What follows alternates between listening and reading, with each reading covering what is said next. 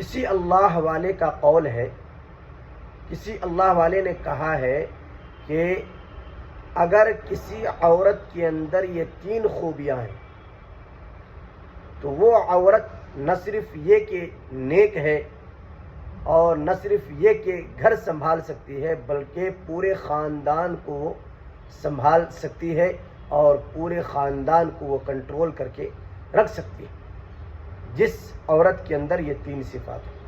Number 1 نرم گفتگو، number 2 ٹھنڈا مزاج،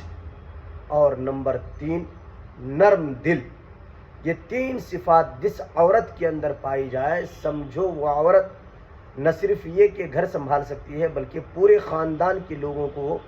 سنبھال سکتی ہے اور پورے خاندان کے لوگوں کو سنوار سکتی ہے۔